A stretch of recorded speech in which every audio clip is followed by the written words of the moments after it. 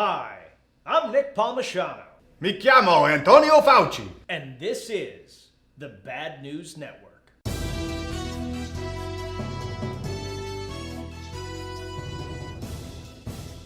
Fauci is under fire this week after a number of his emails were uncovered and released.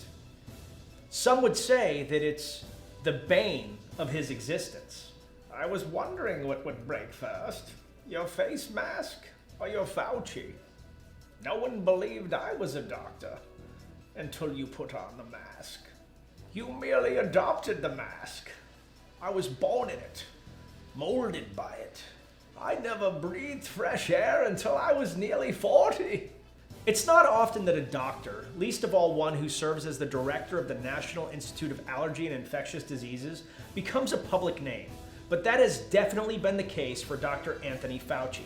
Fauci became the go-to guy for everything COVID. The American people at the height of the pandemic trusted him more than they did the president, according to many of the popular polling sources. But his stock, like Dogecoin, is falling this week over two themes in his email. First, Fauci in a number of emails is seen discussing the possibility of the COVID virus originating from a lab in Wuhan, China. This is particularly important because when others brought this idea up, Fauci publicly and adamantly opposed it. Now, some 18 months later, he's once again coming around to the idea that this is possible. His public position is that it most likely came from animal to human contact, but that he would like to see more of an investigation. Republicans believe he lied to the public back in the day to go against conservatives and are labeling him a villain. Democrats believe he was just following the science of the time. My gut instinct, and this is pure conjecture, is that he's always thought the lab was a possibility, but that the more likely route was animal to human contact. Because of our important but tenuous relationship with China, especially in the early days of the pandemic, when they were threatening to not provide PPE, I think he made the political call to shut it down, as he felt that this was in the best interest of the country. All people are politicians when they reach a certain status level. Was it his job to make the call? No. Judge him as you want. Second, Fauci has contradictory claims about the validity of masks in his emails. Early on, he did not believe they worked and stressed that store-bought non-medical masks definitely did not work. He went on to say that if they do work, they only really work if the person who has the disease wears them. Shortly thereafter, he publicly stated that everyone needs to wear a mask. Republicans believe he was lying all along. Democrats believe he was following the science and changed his opinion as more information developed. So what do I think? I think no one wanted to admit early on that they just didn't know enough, and masks were the one thing they could tell people to do so that they felt like they had some control. The data now shows masks work, if they are the right type of mask, e.g. a medical grade one, and especially if the person who has the disease is wearing one. Given that it's so hard to determine who is sick early on, I think Fauci just made it easy and said everyone needs to wear one. Those neck gaiter ones that were super popular didn't do anything, nor did Alyssa Milano's crocheted one. You basically needed a surgical mask for some protection. Remember in the beginning how hard they were to get? I do, as does Pepperidge Farms. I think at that point, telling people any mask is better than no mask was a way of easing the burden and stress level. I think he knew it was a partial lie, and I think he lied anyway because he thought it was better for the country. Was that right? I don't know. Was that his job? No. So where am I on the Fauci litmus test? Was he a hero or a villain? Probably neither. I think he was a guy doing the best he could, making the decisions he thought were right, even if it meant withholding a little information or telling some half-truths. Not nefarious, but not quite right either. I had a leadership class at Duke once where the professor made the statement that sometimes it's okay to lie to your employees. I disagreed, and we had this whole thing in class.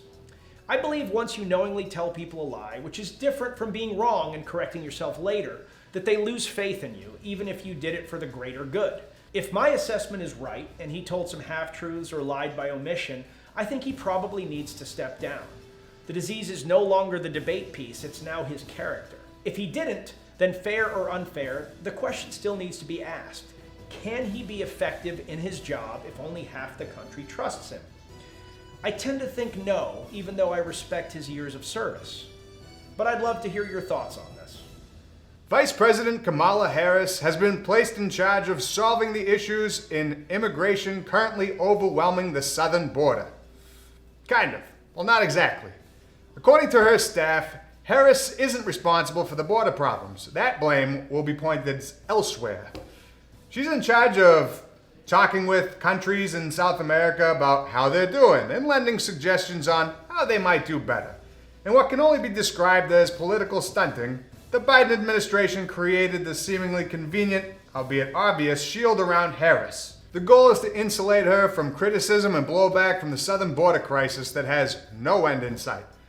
By adding immigration policy to her resume, she'll have a nice shiny talking point for her inevitable 2024 presidential run. By claiming that doesn't include the southern border, the Democrats are hoping to separate her from what is going to be the continual show. And they know the Republicans are going to hammer the fact into the public's mind and highlight her ineptitude. So instead, the vice president has elected to undertake the weighted task of immigration dog and pony shows. Harris's aides have stated that her intention is to address the root cause of immigration, which is poor conditions in the southern Americas. The problem with this is that you're now suggesting sending aid and dedicating resources to countries not America to build infrastructure and create jobs in not the US, which is going to fuel the other side of the aisle's attacks that Harris will have done nothing but give away US resources. From the outside perspective, strengthening our relationships with and the economy of the Americas is a great idea. Do I think that is the actual goal of the politicians? No. But we'll have to wait and see if anything productive comes of this southern border shuffle. June 4th, 1989. We take this moment to remind everyone that today marks the anniversary of the Tiananmen Square Massacre. It's an event that the Chinese Communist Party works fanatically to try to erase from history, so we thought it'd be nice to highlight it on the anniversary. Thousands of Chinese protesters gathered in Tiananmen Square to protest the corruption of the Chinese government and to push for changes like freedom of speech, freedom of the press, constitutional due process, government accountability, and the end of the one-party dictatorship. The Chinese government responded by deploying 300,000 troops and tanks and opened fire on protesters and bystanders alike. Thousands of people were allegedly killed and thousands more injured. Today, those that survived and were a part of the protests live under constant surveillance and persecution. Many have fled the country, but for many others, that isn't an option. On the day of the anniversary, many are confined to their homes or relocated to prevent any chance of incident. So here's to another year remembering the Tiananmen Square massacre, where the Chinese government killed its own people en masse for not drinking the Kool-Aid. In more China news, it turns out limiting the amount of children your country can have for decades can really f*** up your economy, among other things. China, which for years mandated a one-child per household law, which was so vicious that some babies were induced at 9 months and then killed after birth, announced on Monday that people would now be able to start having 3 kids. This isn't like snapping your fingers and everyone starts getting freaky. China's been under childbearing laws for so much time that the culture's now grown accustomed to that. They got education costs, which are already high, coupled with insufficient support for maternity leave. It's going to make people pretty reluctant to have children. Women also have said that it'll be harder to return to the workforce if they continue to have children. Many families in China also take care of their elderly parents, which is an added 4 family members to take care of, so adding a possible 3rd child into the mix seems a little bit daunting. Along with having kids, people also don't want to get married. Marriage registration in China fell 12% last year, marking a 7-year decline. Some experts are saying that allowing couples to have a 3rd child now is too little too late. Senior China economist Rory Green said the structural changes like improving access to childcare is more important than allowing people to have more children. Since most Chinese parents and most parents in general want the best for their kids, making sure they have what they need for school and their activities can be expensive. Some parents would argue that the government suggesting that they should have 3 kids would indicate that the government does not have kids. The Iranian Navy sank another ship this week. Why are we not at war, you ask? Because once again, it was one of their own. To the best of our knowledge, it wasn't a self-inflicted missile strike this time, which I guess is a plus. Reports have stated that a fire broke out on the IS Kharg, one of Iran's largest supply ships, and quickly spread out of control. No one knows exactly how the fire started, but the world was turning and the ship was burning, and also there are rumors of an electrical fire. Needless to say, this came as quite a surprise to everyone. By Odin's Fauci! This week, a 14-year-old boy and girl broke into a house, stole firearms, and had a Grand Theft Auto-like shootout with the police. I'm not exactly sure how these literal children broke into this house, but maybe lock your door and 100% lock up your guns. The house was stocked with an AK-47, a handgun, a shotgun, and a whole bunch of ammunition. Police quickly surrounded the house, hoping for a way to solve this peacefully so no one would get hurt. Authorities say the kids ran away from a group home on Tuesday and were seen breaking into the house by a passerby. When the police pulled up to the house, they were met with gunfire from both of the kids. The 12-year-old boy said the girl told him she was going to roll this down like GTA, and also admitted to shooting at the police herself, saying he wanted to cause them harm. 4 separate occasions over a 30-minute period. At one point, the 14-year-old girls walked out from the garage with a pump shotgun and threatened to kill one of the sergeants. The girl went back into the garage, and when she went to exit the garage a second time, police opened fire, hitting her in the abdomen. Sheriff Mike Chitwook made sure his team's first priority was to de-escalate the situation as best as possible. They even tried throwing a cell phone to the girl so she would have direct communication. Both kids, even though young, already have slightly alarming pasts. Sheriff Chitwood is now pointing the finger at the Florida Department of Juvenile Justice and Florida United Methodist Children's Home, who were housing the children at the time, saying this office has dealt with more than 300 calls from the church in 2020 alone. After arresting the 14-year-old girl last April for starting those fires, the Department of Juvenile Justice decided that arson wasn't dangerous enough and released her back to her parents. Interesting game plan, Florida. Let's see how this plays out. America is still struggling with getting everyone on board to get vaccinated. It's not for everyone, I know, as we stated last week, but this week Anheuser-Busch announced that they were going to stomp a stone-cold Steve Austin-sized mud hole in that problem. The makers of Budweiser said on Wednesday that they will give away free beer once the country reaches President Biden's goal of 70% of adults having at least 1 dose of the vaccine. Krispy Kreme tried it with donuts, Ohio tried it with money, but nothing could really get us past the finish line. Can't do it with food, can't do it with money. What else do people like? Beer. The best part about this is they are partnering with the White House to get this done. I feel like I should be careful taking drinks offered to me by politicians now.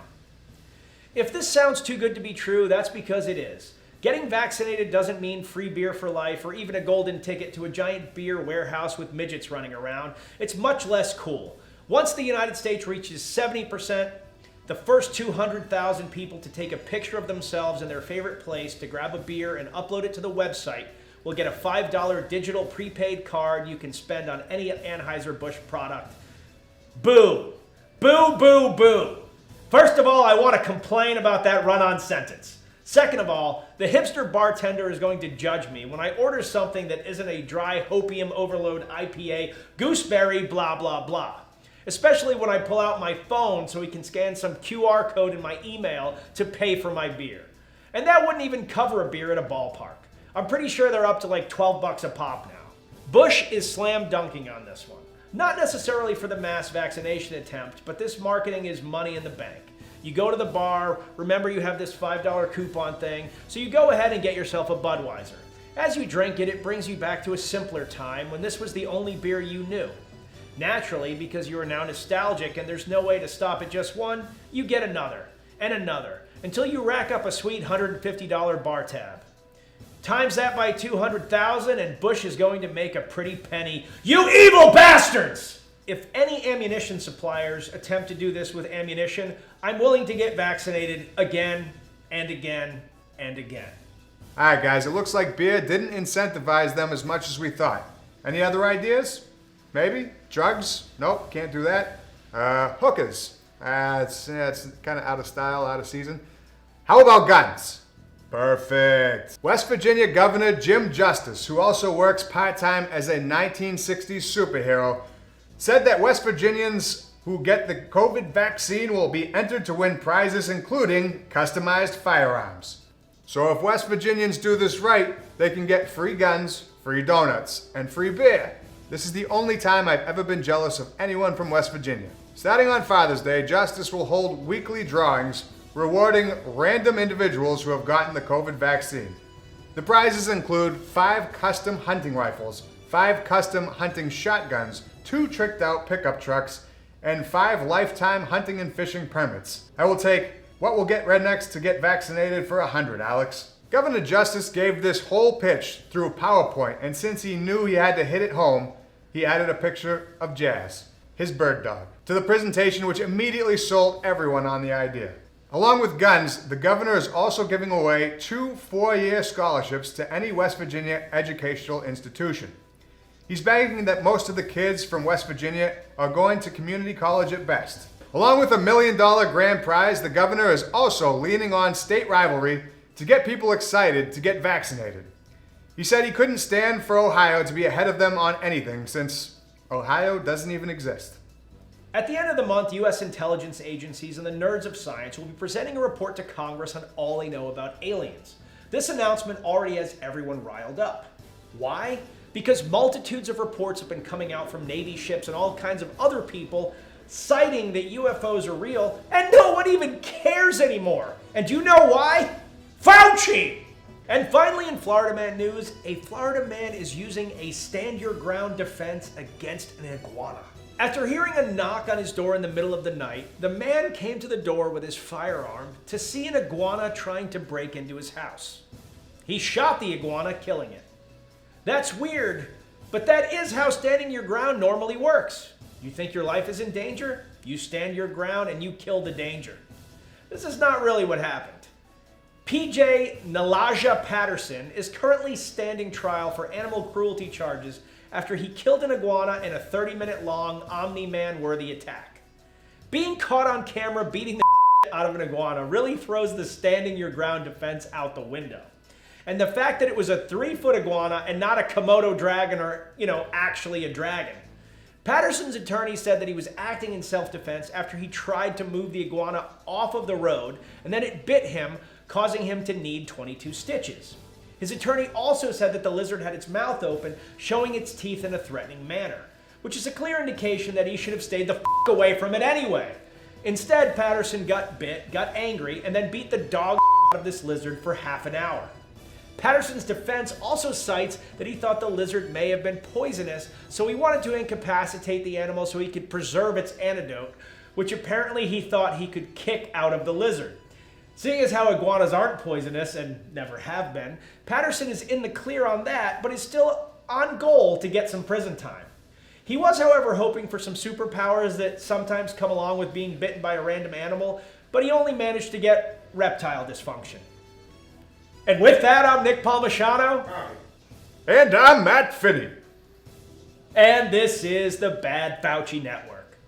Our Fauci is at least as bad as the Fauci you're getting already, and I hope you have a great weekend. As always, you can take 25% off rangerup.com when you use code BNN. Fauci! And of course, you can visit Matt and I on our OnlyFans, Nick and Matt. Fauci. I got a fever, Nick, and the only cure, or prescription, as it were, is more Fauci. It's a goddamn Fauci festival. Wow. I'm out.